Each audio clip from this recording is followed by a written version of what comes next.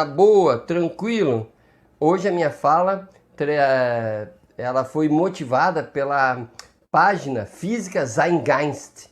Eu não sei se a pronúncia é essa, de um professor que fala sobre, óbvio, física.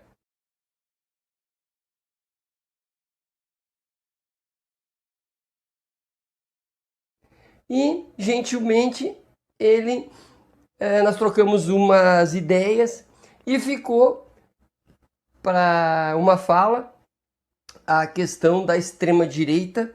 Afinal de contas, né, o que é isto? O que é isto? O interessante é que a própria pergunta, o que é isto, né, parece que transforma o objeto que a gente vai falar em uma coisa redondinha que tu olha e todos os lados e diz o que é.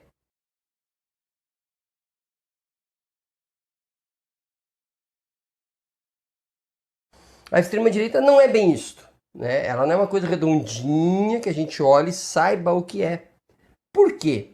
Porque a extrema-direita, como todos os fenômenos políticos, eles estão imersos na história e, portanto, eles se adaptam aos países, ao tempo, né? Ao tempo histórico. Portanto, a extrema-direita que assola o Brasil hoje não é a mesma extrema-direita de um nazismo, trabalhando com extremos. Até o tema, né? Extrema-direita. Então, eu pretendo falar aqui sobre características da extrema-direita e as características mais genéricas, porque eu não vou apontar para a extrema-direita que está aqui no Brasil, que esteve na Alemanha, que esteve na Itália, né? Enfim, em outros lugares. Mas eu vou trabalhar tentativa, né, de trabalhar a ideia de o que é isto, a extrema-direita. Bom, penso que duas características, dois princípios me ajudarão a dar já os primeiros passos. O primeiro princípio é o princípio da irracionalidade e o princípio do conservadorismo. São dois elementos da extrema-direita e deles eu posso puxar outros princípios. Veja, irracionalidade. Por que eu digo isso? Porque a extrema-direita, ela trabalha com uma ideia de fé. Fé lato sensu, ampla. Fé no líder, por exemplo, né? O fulano de tal, o atual presidente, ou o imperador, o rei, né? O que ele fala é. Ponha na conta do irracionalismo também o patriotismo, né? Nós temos que amar a pátria, nós temos que morrer pela pátria, nós temos que fazer o que a pátria quer de nós. Mesmo que eu perguntar o que seja a pátria, a pessoa não saiba responder, mesmo que eu pergunte o que tu sabe sobre o líder, ele também não saiba responder. O racionalismo, então, é um certo impedimento de uma reflexão além da obra. Ou seja, a extrema-direita, ela obra, ela faz. As pessoas vão e fazem, né? Mas não podem pensar muito sobre o que fazem, porque são motivadas por sentimentos irracionais.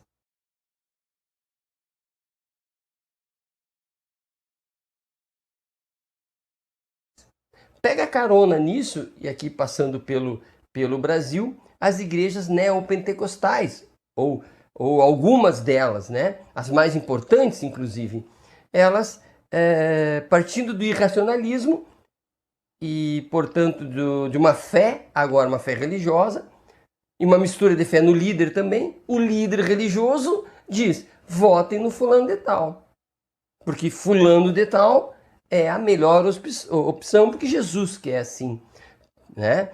Então, vejam que já pela expressão extrema, veja, extrema não oscila. Extrema direita, ela é direita extremada, ela não pode oscilar, né? E a racionalidade é justamente oscilação, principalmente na área política. A racionalidade ela não estaciona em algum extremo, ela discute a realidade, discute os extremos para chegar a alguma resposta, a hipóteses que são úteis durante um determinado tempo, principalmente na área da política, né?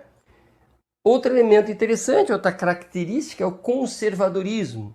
A extrema-direita é conservadora, né? A ideia é bem de conservar, quase que informal, tem tudo a ver com o irracionalismo, né? Ela quer conservar. Tudo bem, conservar o quê? Ela diz, a família, né? A família. E quando tu perguntas, mas o que é a família? A que tu te referes? Né? No imaginário, né, conservado informal, né, a família é pai, mãe e filhos. Não sei como criança agita tanto. Eu sei, com Claybon cremoso no lanche. Uhul! Está ainda mais gostoso, sabia? Agora Claybon cremoso está mais cremoso e mais gostoso do que nunca. Eu sei!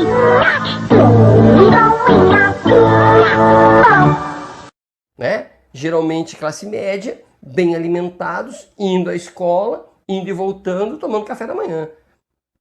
Né? É isso que eles querem conservar. Mas, se tu perguntas, quando que isso foi real?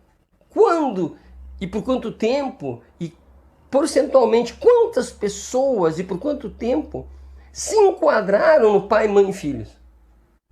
Né? Que ideal é esse? Não é possível responder. O que quer se conservar? O patriotismo também, né? Esse ideal, essa energia patriótica deve ser conservada, né? Mas quando ocorreu esse patriotismo? Em tempos passados, nos nossos heróis históricos. Nós temos que amar os heróis da pátria. Aí tu pergunta, mas quem são esses heróis? Talvez saia um nome, 2 nomes. Aí tu pergunta, mas tu já leu a biografia? Não, mas é assim, irracionalismo, conservadorismo.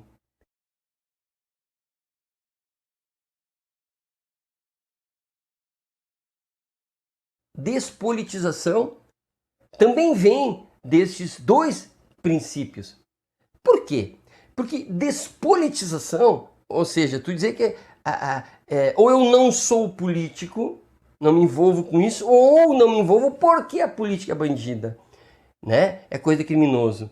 Isso tem a ver com conservadorismo e com a irreflexão, porque o sujeito que se preocupa com a política, que se sente parte da política, ele vai refletir sobre os heróis, sobre os conceitos, né? Sobre as tensões de forças. Ele vai perceber que tudo que é extremado padece, é doentio, porque não vê nuances, ou é preto ou é branco, ou é alto ou é baixo, não tem nuances, né? Só existem verdades e, portanto, se há verdade, existem mentiras, né?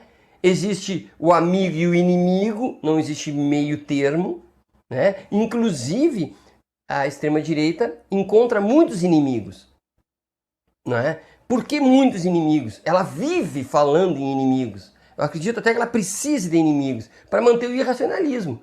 Porque se alguém questiona aqueles dogmas da extrema-direita, ele é um inimigo. Porque o dogma é a extrema-direita. Percebe? Se questionar o dogma, cai. É como no cristianismo, tu questionar dogmas, como a Virgem Maria era virgem ou não era, Jesus, ele ressuscitou ou não, são questões que se destruídas, destrói o cristianismo, né? Percebe? Então, se a ideia da pátria, da família tradicional, né, dos grandes heróis, dos grandes mitos, se for destruído, não pode ser extrema direita. Pode ser direita, mas não é mais extrema.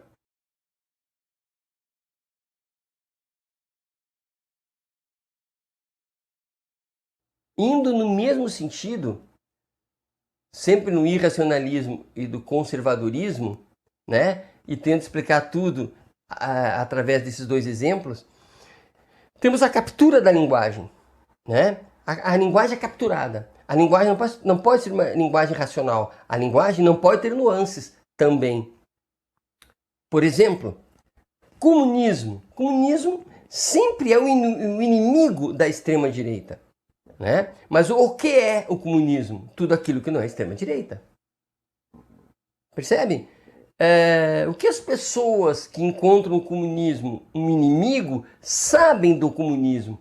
Até porque a palavra comunismo ela acaba sendo enfeitiçada, cooptada, porque comunismo quer dizer muitas coisas. Há quem diga que não existe o comunismo, e sim comunismos, né? No plural, porque comunismo é uma coisa muito que se adapta à realidade, né? Às realidades, assim como o extremo-direita se adapta, né? Comunismo também. Comunismo é muita coisa, né? Esquerdopata, né? Todo mundo que não é da extrema-direita ou é esquerdopata ou é comunista. Percebe o fetiche da palavra, das palavras? Então, a própria palavra pátria, ela é fetichizada.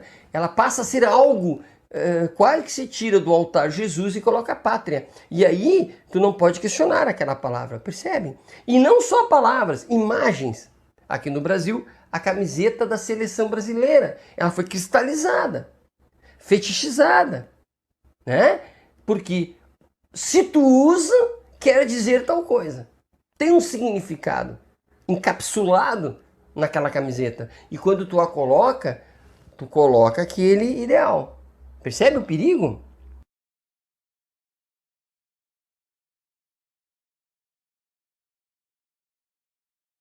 Na mesma linha do enfeitiçamento da linguagem, tem os slogans, né? Mantras, palavras, né? Brasil acima de tudo, ame-o ou deixe-o, né? Slogans, ideias muito junto de uma propaganda que são ditas, reificadas, porque se tornam palavras coisas e ficam o tempo todo sendo repetidas. Pode ser cor, um slogan cor, o verde e amarelo hoje, né? Aqui no Brasil, verde e amarelo significa algo que não é mais o que significava um tempo atrás, né? Então ele foi fetichizado também. Então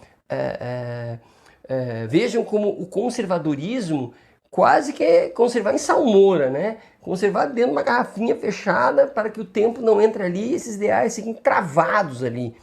Percebem? É irracional e conservador.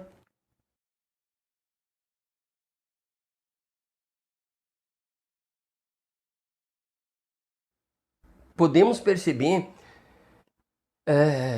que aqui no nosso país, né, uma parcela da nossa população são fiéis representantes da extrema direita. Por tudo isso que eu falei.